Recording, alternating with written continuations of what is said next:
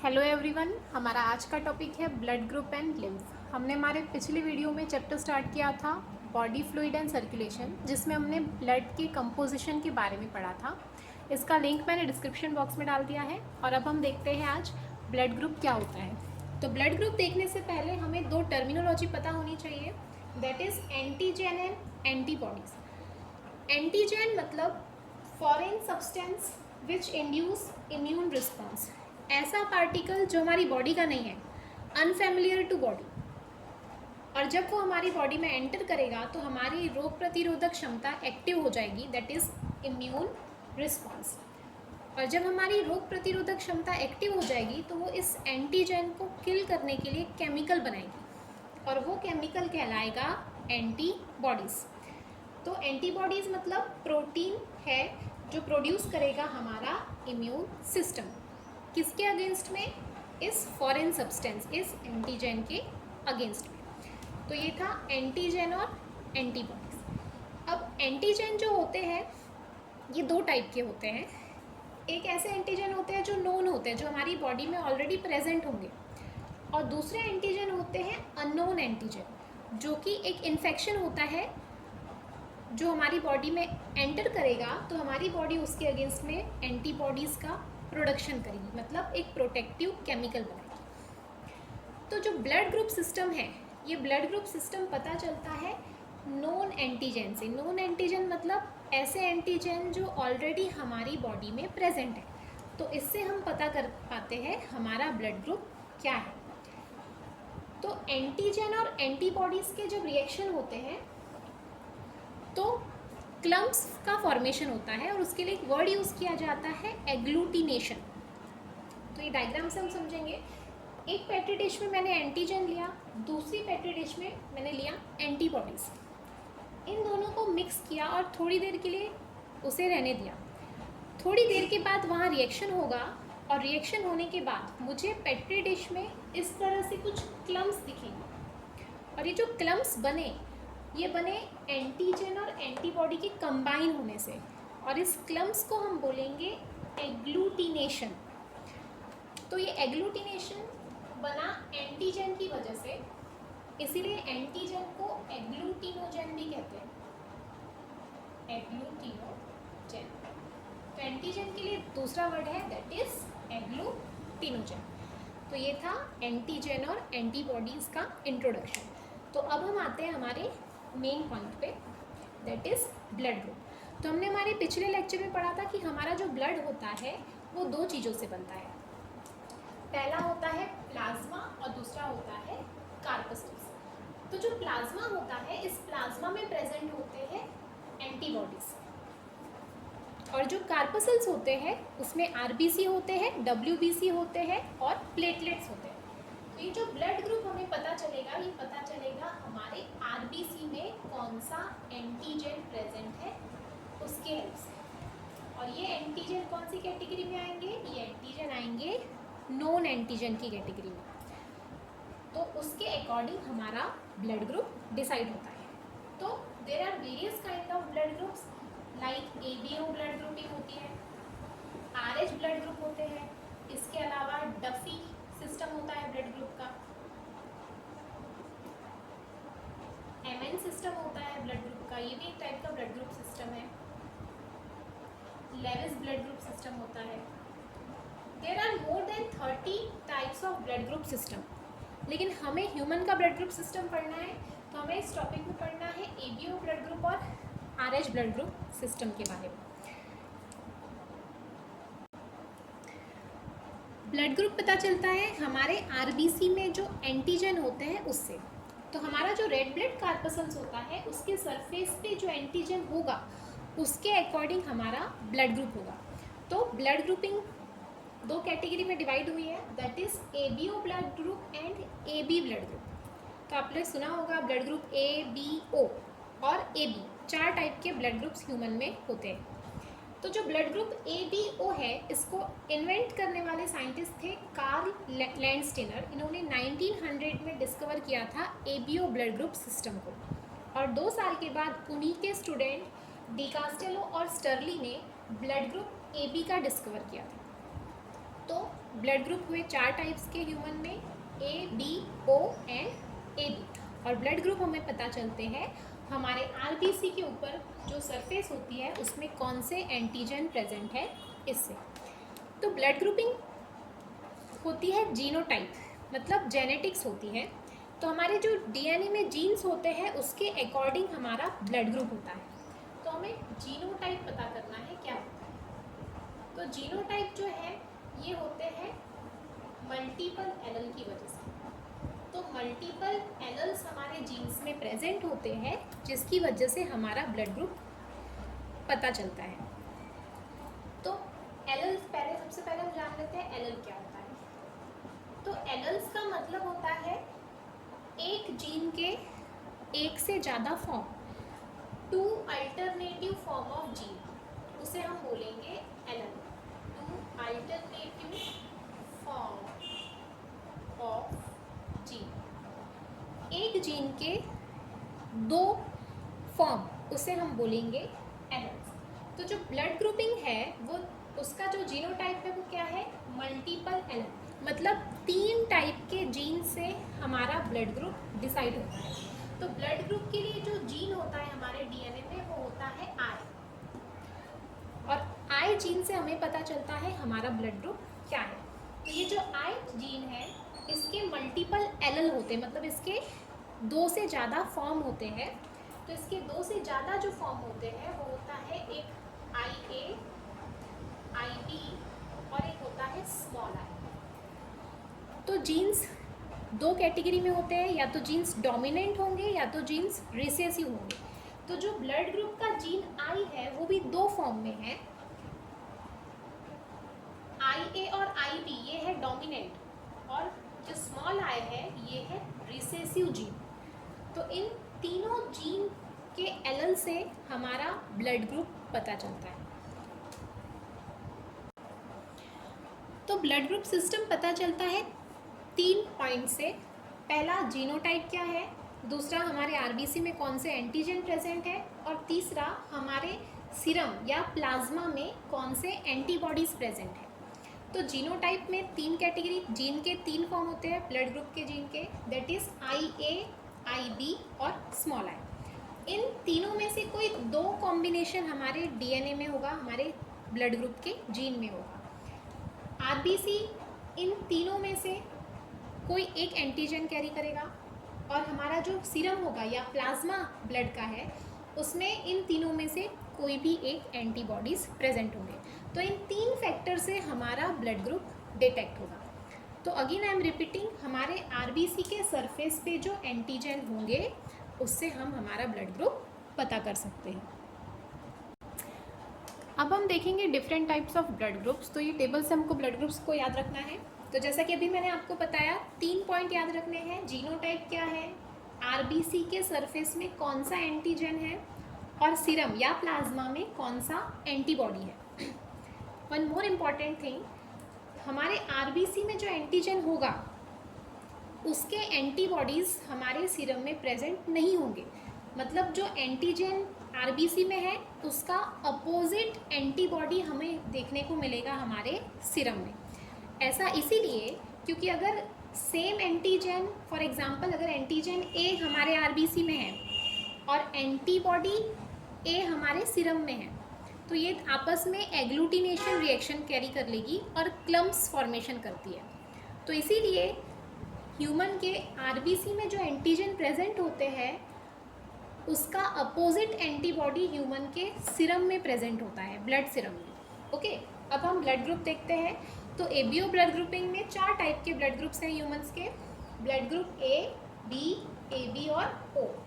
अगर किसी पर्सन का ब्लड ग्रुप ए है तो उसका जीनोटाइप क्या होगा, मतलब उसके जीन्स कौन से होंगे। तो उसके जीन के एलएल होंगे दोनों dominant, that is I A and I A, या एक डोमिनेंट और एक रिसेसिव होगा, that is I capital A और स्मॉल आई। तो ये जीनोटाइप अगर किसी पर्सन का है तो उसका ब्लड ग्रुप है ए। अब आरबीसी के सरफेस में कौन सा एंटीजन प्रेजेंट होगा, तो आरबीसी के सरफेस में ए एंटीजन प्रेजेंट होगा, और उस पर्सन के ब्लड सीरम में एंटीबॉडी अपोजिट होगी, that is antibody be present हो। ओके, तो 3 पॉइंट याद रखना है। जीनोटाइप क्या है, आरबीसी में एंटीजन कौन से है और सीरम में एंटीबॉडी कौन से प्रेजेंट। अब ये पर्सन जिसका ब्लड ग्रुप ए है वो किसको ब्लड डोनेट कर सकता है, तो वो ए ब्लड ग्रुप वाले को ब्लड डोनेट करेगा, या जिसका ब्लड ग्रुप ए बी होगा उसको वो ब्लड डोनेट कर सकता है। और वो किससे ब्लड ले सकता है, मतलब वो किससे ब्लड रिसीव कर सकता है, तो वो ब्लड रिसीव करेगा ए से या ब्लड ग्रुप ओ वाले से। अब अगला ब्लड ग्रुप है बी। तो अगेन इसका जीनोटाइप होगा, दोनों जीन्स इसके डोमिनेंट होंगे, मतलब दोनों आई बी होंगे, या तो फिर उसके जीन्स का एल एक डोमिनेंट और एक रिसेसिव होगा, दैट इज आई बी और स्मॉल आई। अब एंटीजन कौन से होंगे इसके आरबीसी में, बी एंटीजन होगा, इसीलिए उसका ब्लड ग्रुप क्या हुआ, बी। अब एंटीबॉडी अपोजिट होंगे सीरम में, दैट इज एंटीबॉडी ए। अब ब्लड ग्रुप बी वाले किसको ब्लड डोनेट कर सकते हैं, तो ये बी को ब्लड डोनेट करेंगे या ए बी वालों को ब्लड डोनेट करेंगे, और ये किन से ब्लड ले सकते हैं, दैट इज बी और blood group O. Now the third type of blood group is A B blood group. अब ए बी ब्लड ग्रुप का जीन होगा आई ए और आई बी। एंटीजन आरबीसी में प्रेजेंट होंगे, ए और B antigen हमारे RBC में present होंगे ब्लड के, और एंटीबॉडी सीरम में एक भी नहीं होंगी। जैसा कि मैंने आपको अभी बताया कि एंटीजन का अपोजिट एंटीबॉडी हमारे सीरम में होते हैं। अब क्योंकि यहाँ दोनों एंटीजन प्रेजेंट है ए और बी, इट मीन्स हमारे सीरम में एक भी एंटीबॉडीज प्रेजेंट नहीं होंगे। अब ए बी वाले सिर्फ ए बी ग्रुप को ही ब्लड डोनेट कर सकते हैं, और ये रिसीव करेंगे ब्लड ए ग्रुप से, बी ग्रुप से, ए बी से या ओ से। Now the last blood group is a blood group O. Blood group O का जीनोटाइप होता है, दोनों जीन्स उसके एल जो होते हैं वो रिसेसिव होते हैं, दैट इज स्मॉल आई। अब जिनका ब्लड ग्रुप ओ है उनके आरबीसी में एक भी एंटीजन नहीं होंगे, दैट इज निल, लेकिन उनके सीरम में, उनके प्लाज्मा में एंटीबॉडी दोनों प्रेजेंट होंगे, that is antibody A and antibody B, और ये डोनेट करते हैं ब्लड ए को कर सकते हैं, बी को कर सकते हैं, ए बी को कर सकते हैं और ओ को कर सकते हैं। इट मीन्स जो ब्लड ग्रुप ओ है वो सबको ब्लड डोनेट कर सकता है, इसीलिए ब्लड ग्रुप ओ वालों को बोला जाता है यूनिवर्सल डोनर, मतलब जो हर ब्लड ग्रुप को ब्लड डोनेट कर सकते हैं। लेकिन ये रिसीव ब्लड ग्रुप किससे करेंगे, सिर्फ ओ से, मतलब ओ पॉजिटिव जो पर्सन होगा, ओ ब्लड ग्रुप वाला पर्सन होगा, वो सिर्फ ओ ब्लड ग्रुप से ही ब्लड को रिसीव कर सकता है। तो ओ जो है ब्लड ग्रुप वो यूनिवर्सल डोनर है, और ब्लड ग्रुप ए बी है वो यूनिवर्सल एक्सेप्टर है। तो इसको आईएमपी कर लो, नीट का यहाँ पॉइंट बनता है। और इसके साथ साथ नीट में एमसीक्यूज आते हैं जिसमें genotype, antigen on the RBC surface और सीरम में कौन से एंटीबॉडीज़ प्रेजेंट होते हैं ये पूछा जाता है। तो इसको आईएमपी कर लेना है ये पॉइंट को। अब हम नेक्स्ट टॉपिक हमारा देखते हैं आरएच फैक्टर या आरएच ब्लड ग्रुपिंग क्या होती है। आरएच फैक्टर को इंट्रोड्यूस किया था लैंडस्टेनर और विनर ने इन द ईयर 1940, जब वो रिसस मंकी पर रिसर्च कर रहे थे। तो रिसस मंकी पर रिसर्च करने की वजह से उन्होंने इसका नाम रख दिया आरएच फैक्टर। तो उन्होंने रिसस मंकी के आरबीसी में एक एक्स्ट्रा एंटीजन देखा, तो वो एंटीजन था एंटीजन डी। ऐसा ही एंटीजन ह्यूमंस के आरबीसी में भी होता है। तो अगर ह्यूमन के आरबीसी में एंटीजन डी प्रेजेंट है तो वो पर्सन कहलाएगा आरएच पॉजिटिव, और अगर हमारे आरबीसी के सरफेस में एंटीजन डी नहीं है तो उसे कहते हैं आरएच निगेटिव। तो इसीलिए ब्लड ग्रुपिंग जो होती है उसमें हमने अक्सर सुना है ए positive, D positive, A negative, O negative या ओ पॉजिटिव। तो ये जो पॉजिटिव और निगेटिव वर्ड यूज़ किया जाता है, ये वर्ड यूज़ किया जाता है फॉर द आरएच फैक्टर। अगर एंटीजन डी प्रेजेंट है तो पर्सन हुआ आरएच पॉजिटिव, और अगर एंटीजन डी एब्सेंट है तो वो पर्सन होगा आरएच निगेटिव। अब आरएच फैक्टर का इम्पॉर्टेंट रोल प्ले होता है ब्लड ट्रांसफ्यूजन में। तो जब हम ब्लड ट्रांसफ़र करते हैं तो उस टाइम भी हमको आरएच फैक्टर देखना बहुत इम्पॉर्टेंट है। अभी हम एक एग्जांपल लेते हैं। हमने सुना है अलग अलग टाइप के ब्लड ग्रुप के बारे में, that is A positive, B positive, A negative और डी निगेटिव, या हम यहाँ ले लेते हैं ओ पॉजिटिव और ओ निगेटिव। तो अगर हमने निगेटिव ब्लड ग्रुप, जिस पर्सन का ब्लड ग्रुप ए निगेटिव है, उस पर्सन को अगर हमने ए पॉजिटिव ब्लड ट्रांसफ़र कर दिया तो वहाँ पे एग्लूटिनेशन रिएक्शन होगा, मतलब इम्यूनोजेनिक रिस्पॉन्स होगा। अब ऐसा इसीलिए होगा क्योंकि जो पर्सन ए पॉजिटिव है उसके इट मीन्स RH पॉजिटिव है, और उसके एंटीजन उसके पास जो प्रेजेंट है वो प्रेजेंट है एंटीजन डी। ए पॉजिटिव पर्सन के RBC में एंटीजन डी प्रेजेंट है।